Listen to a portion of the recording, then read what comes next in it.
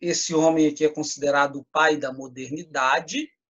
Esta parte aqui eu já tinha até começado com vocês na aula anterior a esta, né? E ele, como pai da modernidade, ele procura construir, portanto, um edifício do saber humano.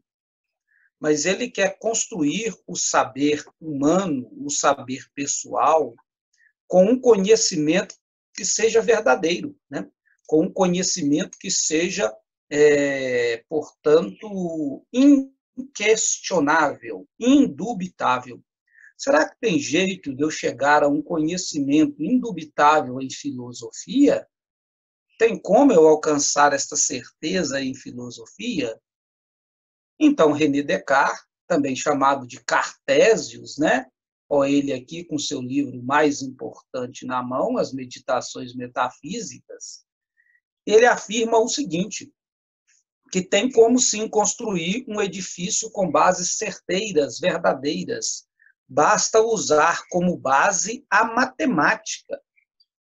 Não é que eu vou usar os números aqui agora em filosofia, né, meu caro estudante? Não é isso. Nós não vamos fazer aqui operações e etc. para encontrar resultados exatos, mas nós vamos utilizar o mesmo método da matemática. Então, nós vamos usar o mesmo tipo de raciocínio matemático.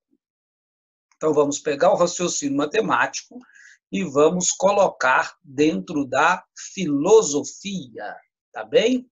Então, olha para você ver. Então, ele aqui, ele vai eliminar o conhecimento obtido por meio das experiências. Porque, para ele, os conhecimentos que advêm para nós por meio das experiências são conhecimentos que são, portanto, ilusórios. São conhecimentos que nos enganam. Então, não vou ficar com os sentidos. Eu vou confiar somente no meu cérebro. Então, este é o caminho que ele procura fazer, que ele procura desenvolver, portanto, tá bom? Então, ele é um racionalista. É a razão para ele que vai resolver todos os problemas. Aqui, então. Então, nós vamos, então, procurar a verdade por meio de raciocínios, por meio de deduções mentais. Então, em outras palavras, para ficar mais simples, a razão ela é capaz de chegar à verdade. A razão sozinha ela vai chegar lá.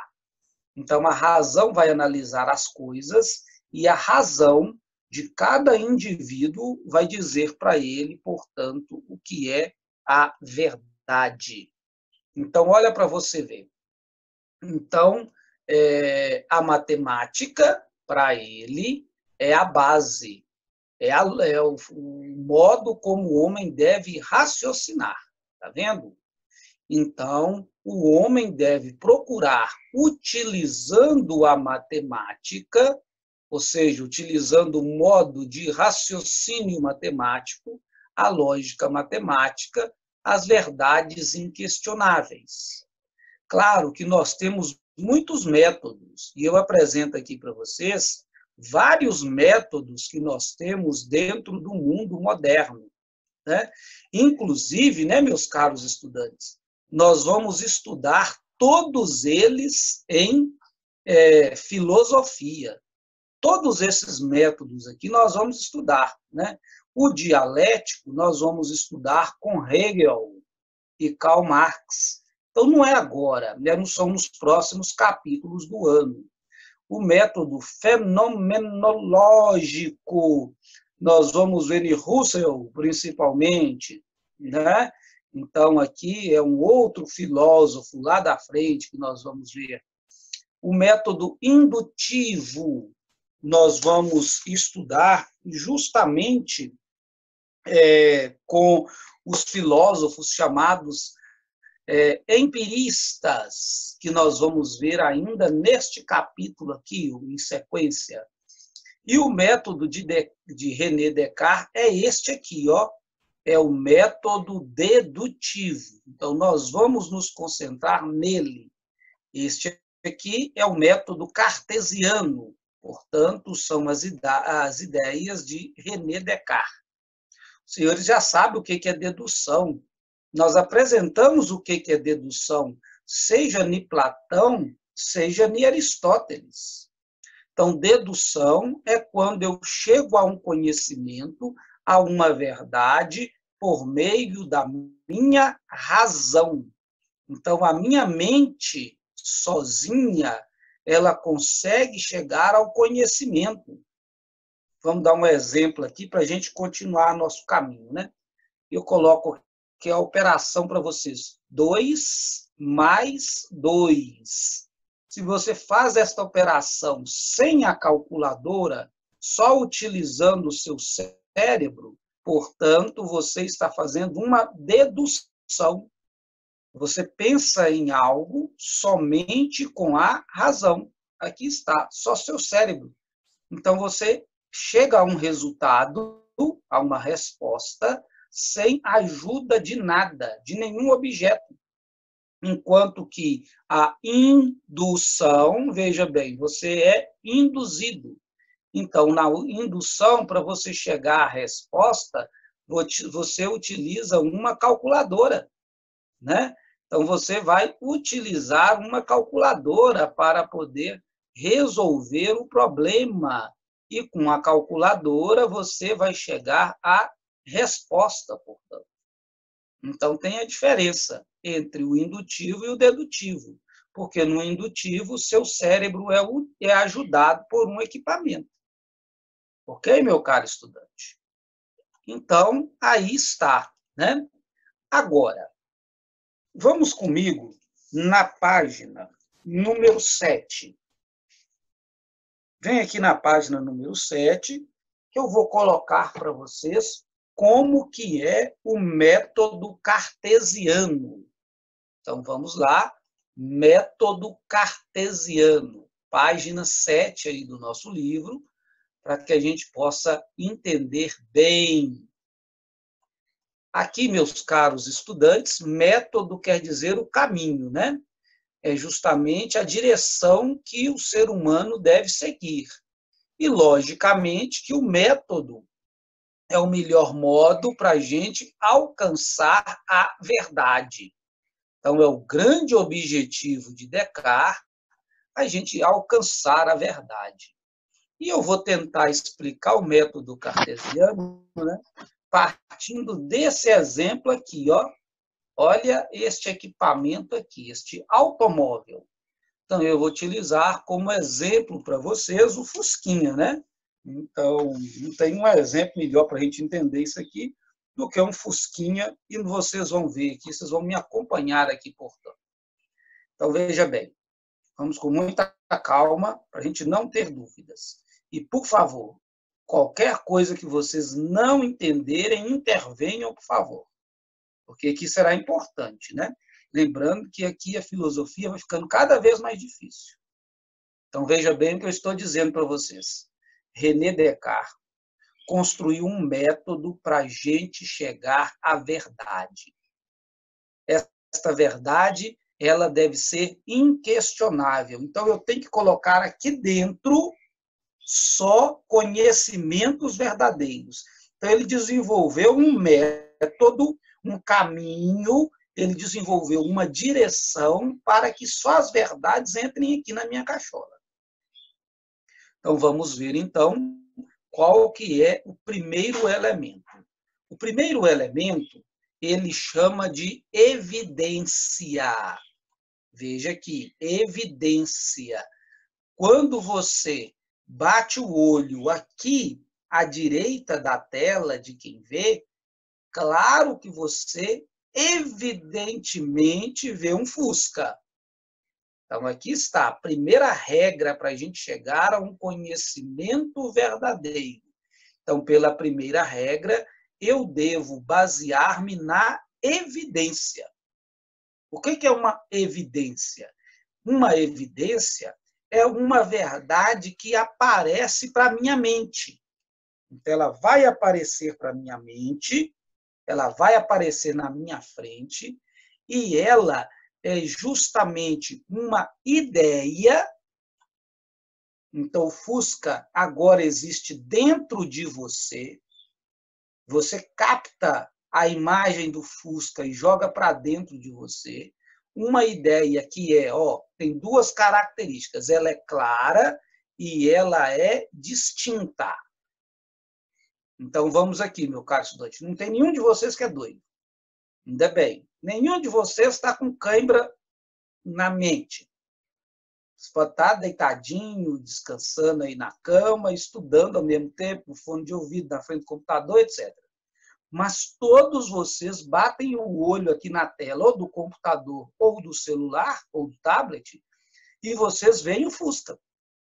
Então, o Fusca é claro, ele é distinto. Veja aqui, o Fusquinha é branco. Aqui tem uma árvore. Aqui atrás tem árvore. Aqui atrás tem muro. Tem um prédio ali. Tem uma antena aqui. Tem um tanto de fio passando. Tem o asfalto aqui. Tem um matinho aqui. Então, acontece o seguinte. Está vendo como é que o Fusca se distingue? Você está vendo o Fusca. Você não está vendo o passarinho ou o macaco subindo na árvore. Você está vendo o Fusca. Então, o Fusca é distinto.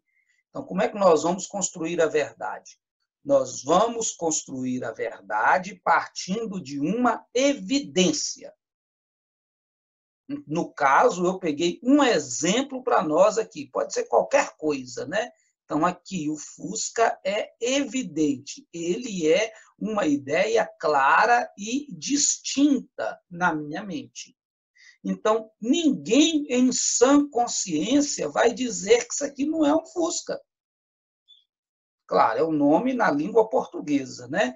Este objeto aqui, como se eu falo assim também com vocês, 2 mais 2 é igual a 4. Não tem ninguém doido. Vocês são tudo muito inteligentes, ainda bem. Ninguém vai duvidar que 2 mais 2 é igual a 4. É evidente. Então, isso é evidência. Você bate o olho e vê, ou senão já vem claro e distinto na sua mente. Quer ver? Vou falar aqui de uma outra coisa que me veio na mente, assim, talvez uma coisa não muito agradável para dar um choque em vocês. A bosta. Pronto, a bosta é evidente. Né? Todos nós, portanto, fazemos isso, fazemos bosta. Né? Então, veja aqui, o Fusca é evidente, 2 mais 2 é igual a 4, é evidente. Está vendo? Isto ele chama de verdade intuitiva, é uma intuição humana. E ela se autojustifica. Não precisa eu explicar nada, é evidente. Agora, isso é muito pouco. A evidência também aparece para os animais irracionais. A evidência é clara também para um cachorro. Né? Você está com um osso na mão, é claro e evidente. O cachorro também sabe disso, e está lá babando, querendo morder o osso. Ele também entende isso.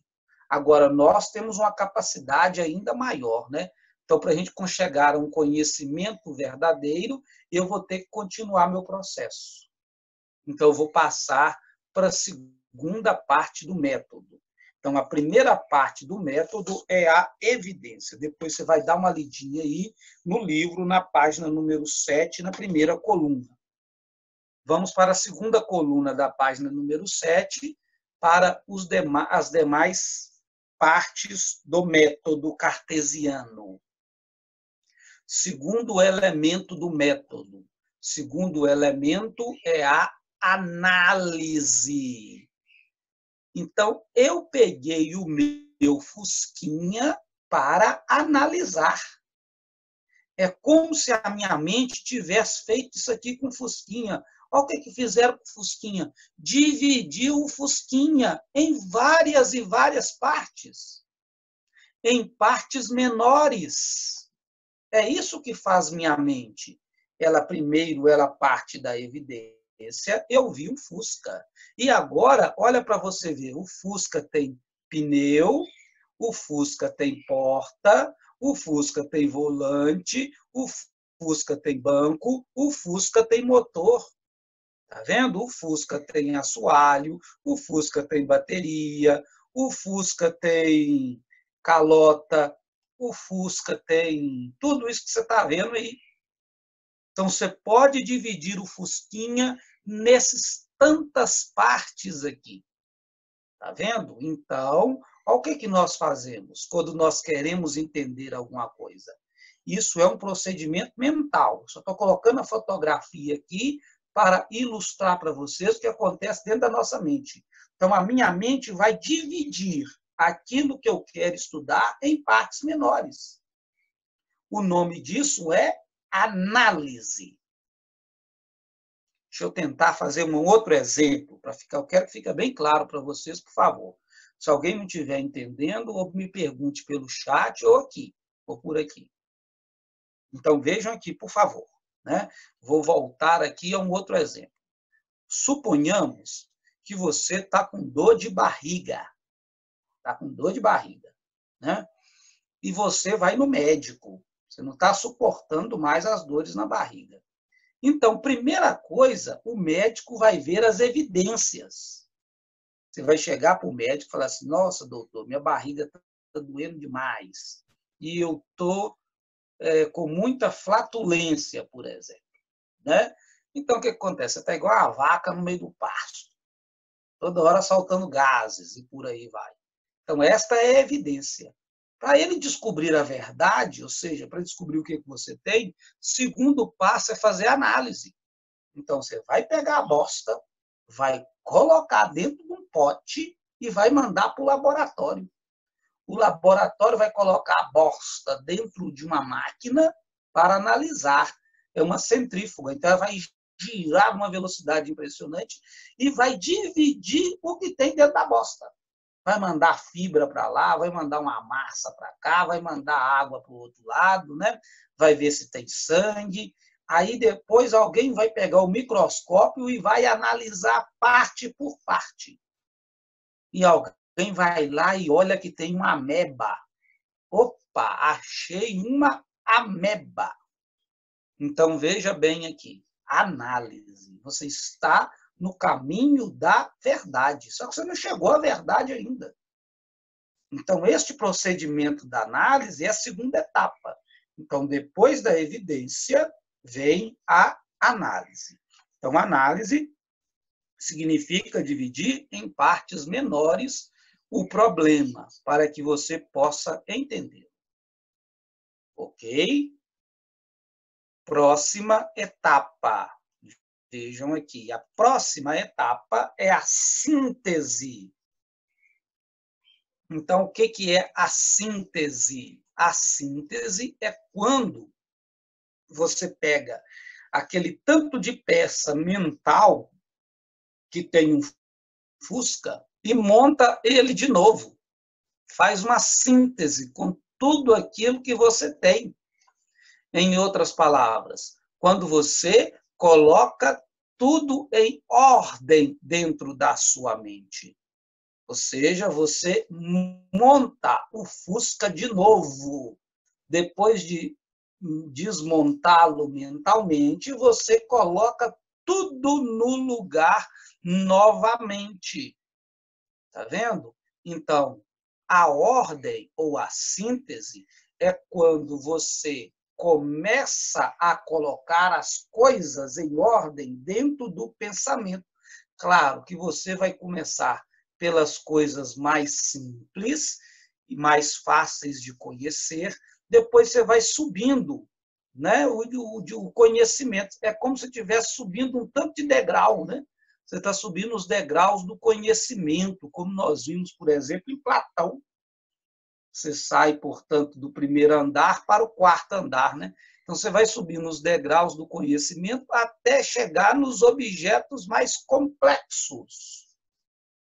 Ok? É como você estivesse montando um quebra-cabeça. Você começa pelos objetos mais simples, talvez pelas peças de canto e por aí vai. Ou seja, você coloca em ordem os seus pensamentos. Vamos dar aqui, eu coloquei o motor do Fusquinha aqui. Mas você não começa montando um motor de Fusca.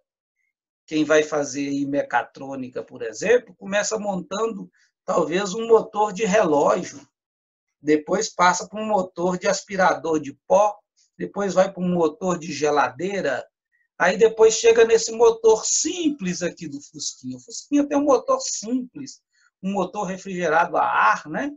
Depois você vai passar para motores mais complexos, como motores refrigerados a água, motores a injeção eletrônica, até você chegar. Depois você vai para a Ferrari. Você não conhece esse mecânico aqui, eu não sei se ele dá conta de consertar uma Ferrari. Ele tem que passar por muita coisa ainda para chegar lá. Ele tem que subir muitos degraus ainda do conhecimento. É a mesma coisa um motor de avião, uma turbina, né? Então, muito mais complexo ainda. Então, o homem vai ter que passar por todos esses processos. Está vendo? Então, depois de dividir o problema em partes menores, eu vou ter que entender individualmente cada uma das partes. Veja como é que o processo de conhecimento humano é complicado, como é que ele é terrível. Eu vou ter que entender cada uma das partes individualmente. Está vendo? Aí é a síntese. Então, a síntese é colocar em ordem, começando dos mais simples aos mais complexos. Último elemento. O último elemento chama-se enumeração. Enumeração é quando eu faço revisão. Eu não posso chegar à verdade sem fazer revisão, porque a minha mente me trai. Quer ver? Eu vou fazer aqui uma operação aqui matemática muito simples para vocês. Vamos colocar aqui 2 vezes 3 mais 4 menos 2 é igual a. Então, você teria que marcar na prova, por exemplo, a resposta letra A. E a letra A seria o número 0. Mas acontece que você estava meio distraído na hora que fez a operação. Então, você viu esse 2 vezes 3 aqui, que você começa por ela, né? 2 vezes 3 é igual a 6. Mas você entendeu 2 mais 5. Aí, quando você foi fazer a conta, deu menos 1. E você, ao invés de marcar a letra A, você marcou a letra B. Beleza? Só que daí a pouco, o que aconteceu? Você foi fazer a revisão. Igual vocês fazem para a prova de matemática, vocês vão fazer a revisão. Então, quando você foi fazer a revisão, 15 minutos depois, você observou que você viu errado aqui, ó. A sua mente te enganou. Você não prestou muita atenção naquele momento. Então, 2 vezes 3 não é 2 mais 3. A resposta é 6. Né? Mais 4 dá 10. Menos 2 dá 8. Então, você tinha que marcar, era a letra C. Tá vendo? Aí você fez a operação mentalmente, você fez uma revisão e você viu o erro que você cometeu. Você está montando as ideias na cabeça. Aí, quando você vai observar, você deixou alguma coisa para trás, você deixou de fazer alguma revisão, você pulou alguma parte, você deixou de conectar algo, portanto. Aí você não chega à verdade. O nome disso é enumeração. Enumeração é fazer revisão o tempo inteiro.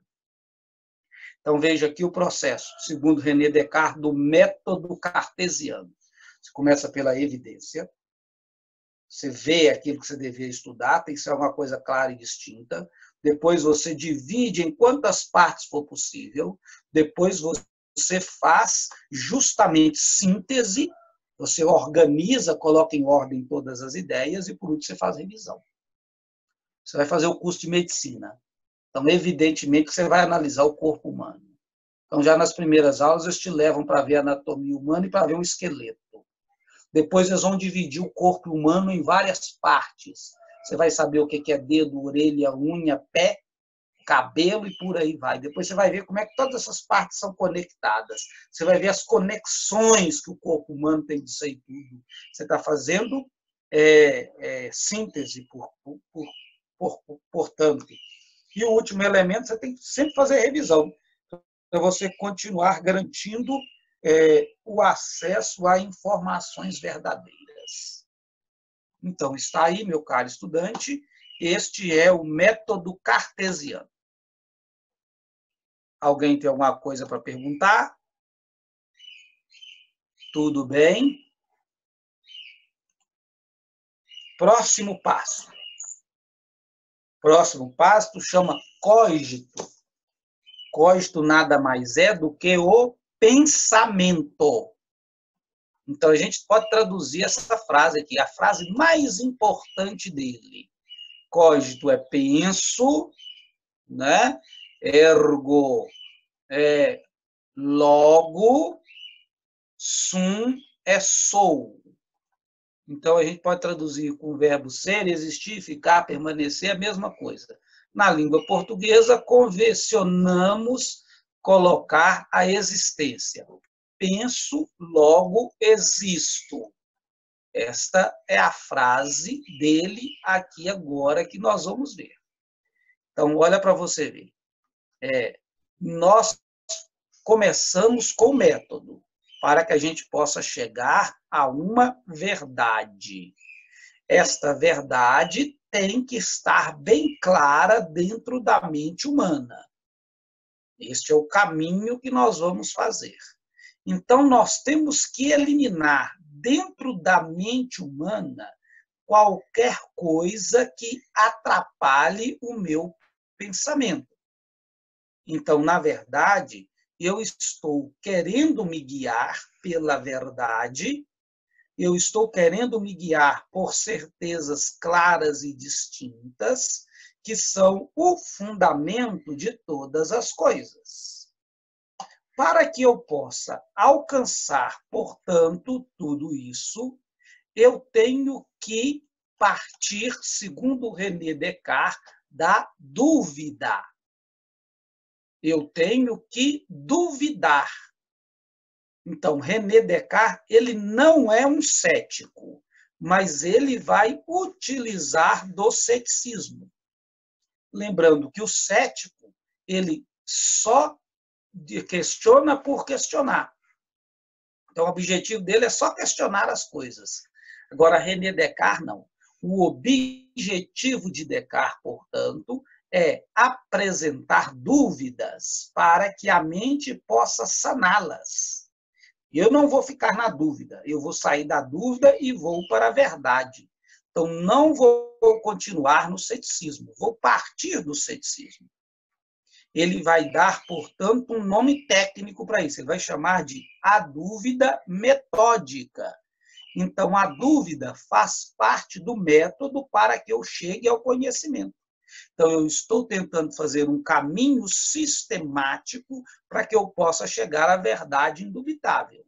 E esse caminho sistemático exige, portanto, que eu questione, exige que eu duvide das situações que o mundo apresenta.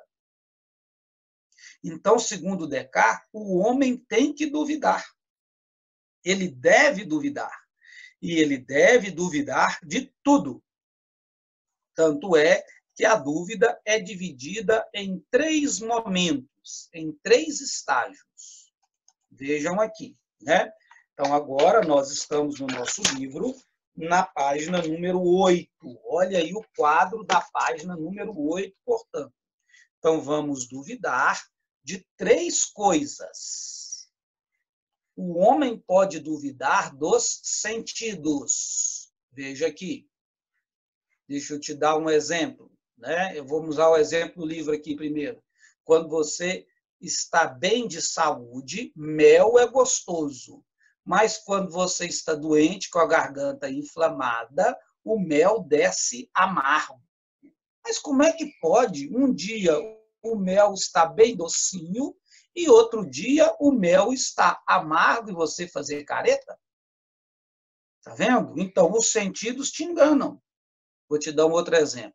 Você está no meio do deserto, e você olha lá no final do deserto, está tremendo. Opa, tem água. Você caminha, caminha, caminha e nunca chega à água. Está vendo? Os seus olhos estão te enganando. Os seus sentidos te enganam. Você não pode confiar somente nos seus sentidos. É claro que nunca aconteceu com os senhores, mas vocês sabem que existe gente que bebe demais.